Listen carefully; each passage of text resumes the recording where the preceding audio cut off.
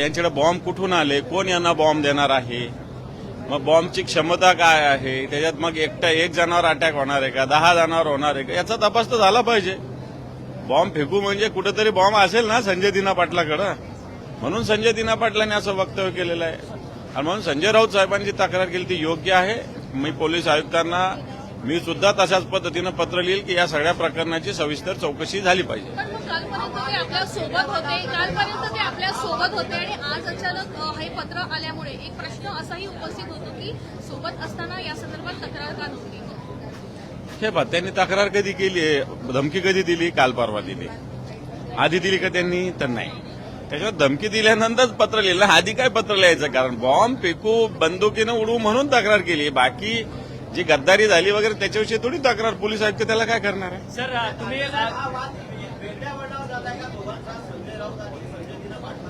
असं काही वेगळ्या वर्णावर जायचं नाही, त्यांचा काही व्यक्तिगत काही एकमेकांचं असायचं काही कारण नाही. संजय राऊत साहेब शिवसेनेचे ज्येष्ठ नेते, त्यांना अशा पद्धतीनं धमकी दिली तर मला वाटतं त्याची दखल तर पक्षाला घेतली. सर संभाजीनगर जिल्हा बँकेच्या निवडणुकीत तुम्ही देखील निवडणुकीच्या रिंगणात आहात, परंतु तुम्ही आता महायुतीच्या काही पॅनलमधून निवडणूक लढवत आहात का, त्या सगळ्या संदर्भाची काय सद्य वस्तुस्थिती आणि काय माहिती, का तुम्ही निर्णय घेतला. हे पहा, निवडणुका काही पक्ष म्हणून, सहकारातल्या निवडणुका पक्ष म्हणून लढविल्या जात नाही.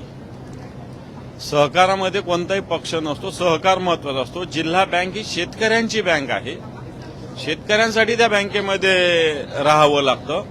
आणि मला असं वाटतं जे लोक आम्ही आता सोबत आहोत ते मागच्या वेळेसही होतो, नव्यानं थोडी एकत्र झालो आम्ही.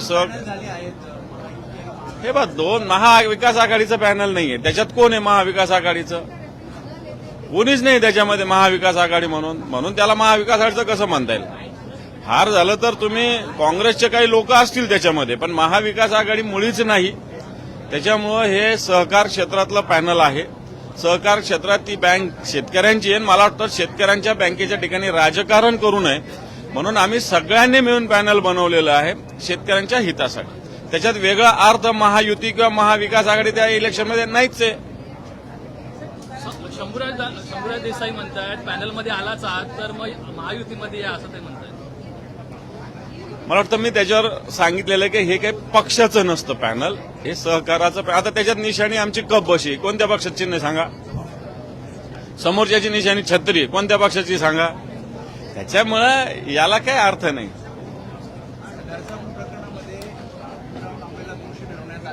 आणि कोणती शिक्षा द्यावी तूच सांगावं असं न्यायाधीशाने त्याला सांगितलं.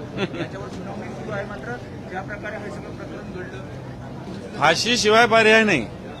आरोपीला विचारायची गरज नाही, कोर्टाने फाशीची शिक्षा त्याला सुनावली पाहिजे. थँक्यू. महाविकास आघाडीची काल बैठक झाली, त्यामध्ये चर्चा चालू आहे की 23 आमदार अनुपस्थित राहिले महाविकास आघाडीमध्ये. असं कोणी मोजले, काही कारण दिली प्रत्येकाने. असे काही नाही, 2-4 जण गैरहजर होते, त्याची यादी माझ्याकडे पूर्ण हजेरीची. त्यामुळे 23 वगैरे काही गैरहजर नाही, 2-4 जण व्यक्तिगत कारणाने गैरहजर राहिले, काही आजारी होते. त्याच्यामुळे असं व्यक्तिगत घेण्याची गरज नाही. मला असं वाटतं सगळेच्या सगळे आमदार मेजॉरिटीनं उपस्थित होते. महत्वाचे म्हणजे नाना पटोले नव्हते, विजय वडेट्टीवार नव्हते.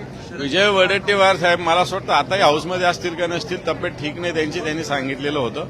नाना पटोले तर मला माहिती नाही, परंतु मला वाटतं ते त्यांच्या पक्षाला ते माहिती असेल. मी माझ्या पक्षाचं बोलू शकतो. कोण तिकडे कार्यक्रम आहे ना, तिकडे तयारी चालू आहे. उद्धव साहेबांचा दौरा आहे आता परवापासून, त्याच्यामुळे त्या भागातले लोक त्या भागामध्ये आहे. परवाच यवतमाळपासून दौरा